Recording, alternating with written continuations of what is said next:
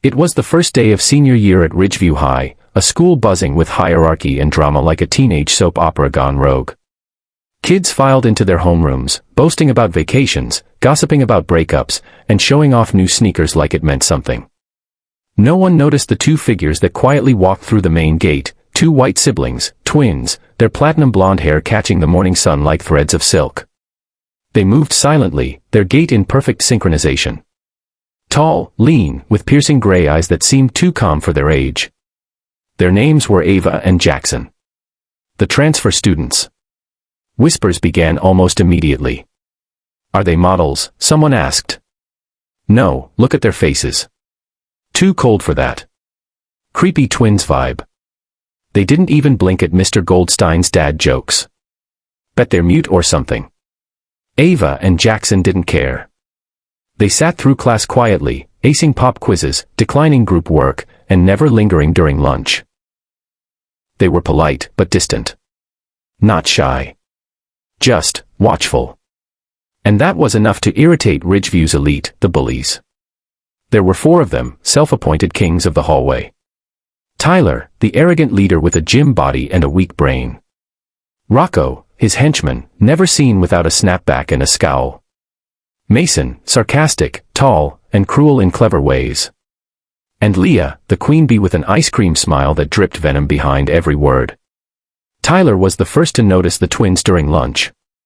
Yo, who sits by themselves in silence at the edge of the quad like they're in a horror movie, he sneered, nudging Rocco. They look like they're about to start levitating or summon a demon, Mason added, laughing. Leah narrowed her eyes. Or maybe they just think they're better than us. The twins had their lunch beside the old oak tree, facing each other. Their movements were coordinated, disciplined. Minimal. That unsettled people.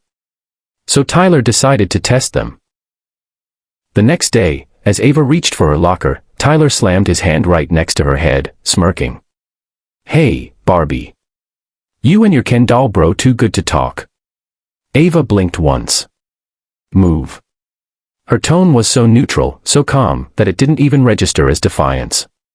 It made Tyler's grin falter. Ooh, she speaks, Rocco mocked, leaning in from the side. Jackson appeared beside them like a shadow, silent and still. Touch her again, and you'll lose that hand. Now that turned heads. Jackson hadn't said a word in class until now. Tyler laughed. Oh, I'm scared now. What are you gonna do, Snowboy? But something in Jackson's eyes made even Mason hesitate. It wasn't anger. It was calculation. Leah broke the tension with a shrill laugh. Relax, boys. They're just trying to act tough. She looked Ava up and down. Cute outfit. Did your mom pick it out before she died or something? Silence. Jackson clenched his fists. Ava didn't flinch. No, she said. We picked it out after burying our father last year. You want to talk? About dead parents? I can go first. Leah's face froze, the smugness fading. The crowd that had started gathering murmured. Tyler stepped in. Okay, you want to act all edgy, fine. But let's see how tough you are when it's not just words. That's when the plan started forming in the bullies' heads. They didn't just want to tease the twins now, they wanted to break them. But they had no idea. What no one knew, what Ava and Jackson never mentioned, was that they had been trained in combat since they were 5. Their father, a retired Navy SEAL turned martial arts instructor, had raised them after their mother died in a car accident. He believed the world was cruel, and discipline was survival. Every morning at 5 a.m., while other kids hit snooze buttons, the twins were sprinting through obstacle courses, blindfolded sparring, and mastering pressure points. While others played video games, they were meditating, doing handstand push-ups, and memorizing combat theory. When their father died of cancer last year, their grief turned into a blade, sharp, silent, deadly. They transferred to Ridgeview because their aunt, who took them in, thought a normal high school would help them cope. She didn't know the twins had already buried their innocence. 2 days later, it happened. The twins had gym class last period. Ava finished early and went to the locker room. But the lights flickered weirdly. Her instincts sharpened. She wasn't alone. 3 shadows stepped from behind the lockers: Leah, Rocco, and Mason. "Thought you'd get away with talking back." Leah smirked. Ava set her water bottle down calmly. "You sure you want to do this?" "Oh, I'm not going to touch you," Leah said sweetly. "But my boys don't mind getting rough." Mason lunged first, thinking he'd grab Ava's wrists.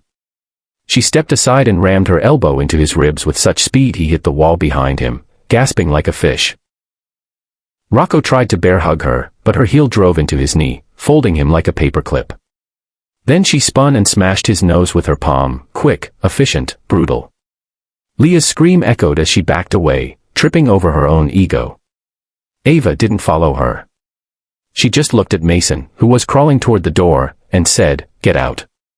Meanwhile, Tyler had Jackson cornered near the back gate.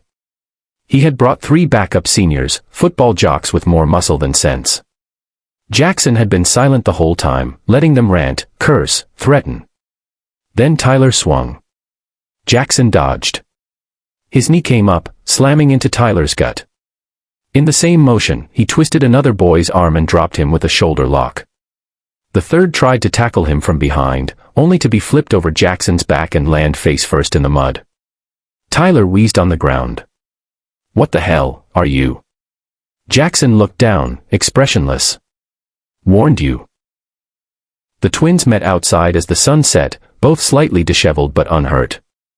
No words were exchanged. But the silence spoke volumes.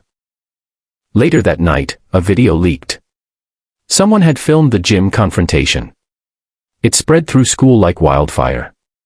The twins became legends overnight.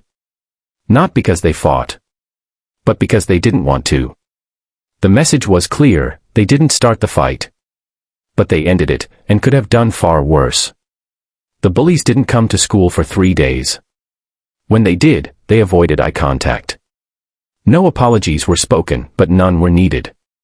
The hallway split when the twins walked through. Respect was silent, but powerful. And somewhere deep inside every student, a thought echoed. Thank God they're the good guys.